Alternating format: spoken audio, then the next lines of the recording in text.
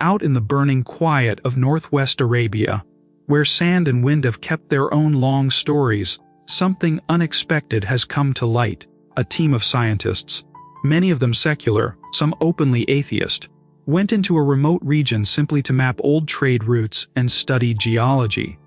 They were not looking for miracles, they were looking for data. And what they found has unsettled them.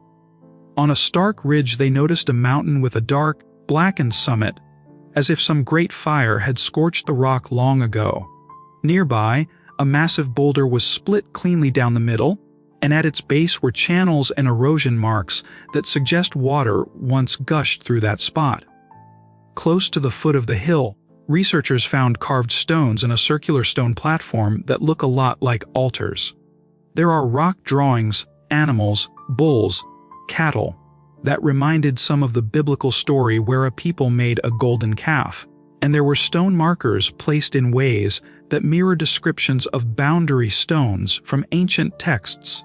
When the scientists stood back and compared what they saw to ancient documents like the Book of Exodus, they realized the matches were striking. Passages that describe a smoking, trembling mountain, water gushing from a rock, and altars carved from stone seemed to line up with physical features in this landscape. These researchers had set out to test theories about old caravan paths and trade, but many of them left that desert shaken. A few wrote that they had come looking for history and left with something that felt like a discovery, even if they were not prepared to call it proof. That raises big questions. If this place is what some ancient accounts describe, why haven't we heard about it on the front pages? Why hasn't every university sent a team to dig? The answers are part archaeology and part geopolitics. For a long time, the mountain commonly identified as the biblical Mount Sinai has been in Egypt's Sinai Peninsula. That's where organized pilgrimages go. Tour guides take visitors to a rugged peak, priests and pilgrims climb, and maps put the site on the tourist trail. But there's a problem. Archaeological evidence tying that Egyptian mountain to the Exodus story is thin. Scholars have pointed out mismatches between the landscape described in the texts and what's actually at that location. Many details that would be expected. Clear signs of a massive encampment, inscriptions in an early Israelite script, clear water sources in the right places, haven't turned up in a way that settles the question. Meanwhile, the Bible itself includes clues that have led other researchers to look east of the Red Sea. Some passages place characters, routes, or regions outside the contours of Sinai as traditionally mapped. For those reasons, explorers and amateur investigators have, for decades, taken note of mountains in northwest Arabia, a region once called Midian in ancient texts. Back in the late 20th century, a man who wasn't a university archaeologist but who cared deeply about the Bible set out on his own die. He followed ancient place names, local memory, and the geography. People often rejected what he reported because he had no academic credentials, and because the area is politically sensitive and hard to access. Still, he and a few others reported a few intriguing things.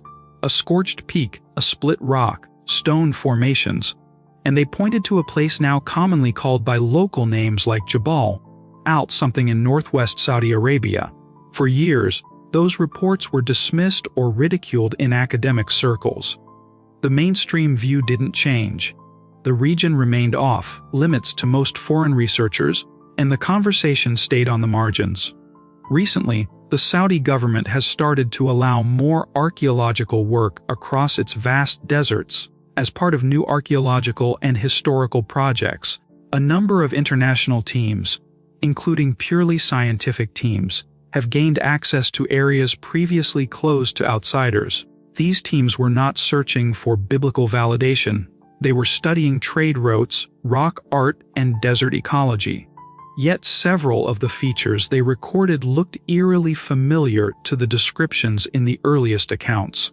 Geologists who examined the blackened summit said the rock showed heat, related changes that weren't easy to explain by normal weathering alone. Hydrologists noted channels and polished sandstone that indicate concentrated flows of water where little rain falls now. Epigraphers noticed inscriptions in scripts that might be Semitic or Proto-Semitic.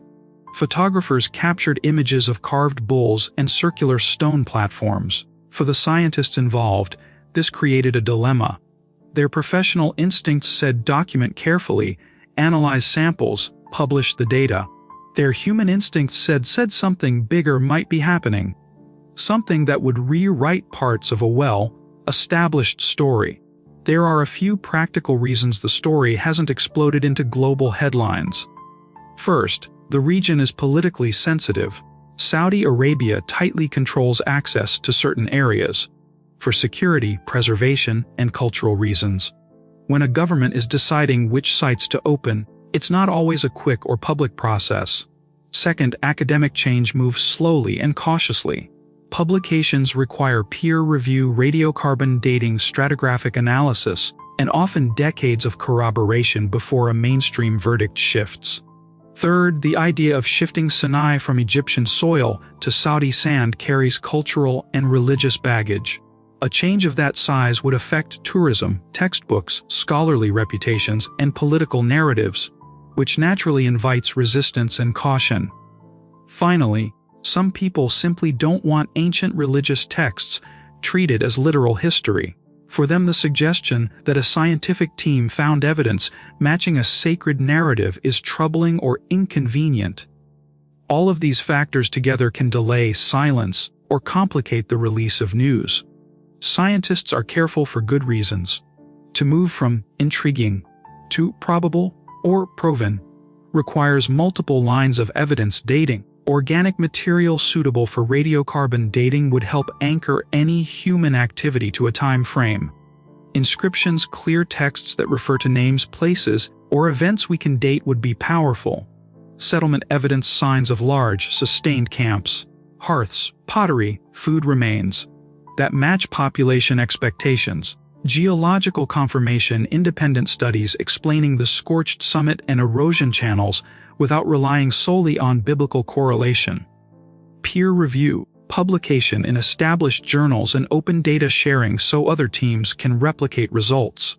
Until we see studies published with methods and raw data, scientists will remain appropriately cautious. Regardless of where this debate ends, this story matters for several reasons. First, it's a reminder that archaeology is not simply about confirming ancient texts or disproving them. It's a process that can deepen our understanding of human history, how people lived, moved, worshipped, and reacted to their environment. Second, the story shows how a single landscape can hold meaning for many people: religious pilgrims, curious scientists, local communities, and global scholars. What one person sees as a field of rocks, another sees as a sacred memory. Third, the conversation matters politically and culturally. The places we assign to stories affect identity, tourism, and even legislation. Whether or not this mountain ultimately becomes a new tourist site or a preserved research area, conversations around it will affect many lives. Right now, a few practical things seem likely: more careful surveys. Teams will take samples, measure rock formations, and record details with high-resolution equipment. Specialist input. Geologists, hydrologists, epigraphers, and archaeobotanists will weigh in. Diplomatic steps. If Saudi authorities choose to open the area to international teams, larger multinational projects could follow. Public debate. As findings get reported, media outlets, scholars, and religious communities will enter the conversation, and the discussion will become more public, more heated, and more complex. Some scientists have already called for full transparency. Others caution against rushing to judgment. The next months, possibly years, will determine whether this is a footnote, a scientific controversy, or a genuine rewriting of a chapter of ancient history. This story also raises a broader question: what do we do when evidence collides with established belief? The answer, ideally, is simple and scientific: weigh the evidence carefully, let experts scrutinize it, and let the public conversation unfold honestly. At the same time, it's important to remember that human stories are messy. People have reasons, political, religious, disciplinary, for protecting or challenging narratives. Good scholarship navigates those human dynamics while holding fast to method and evidence.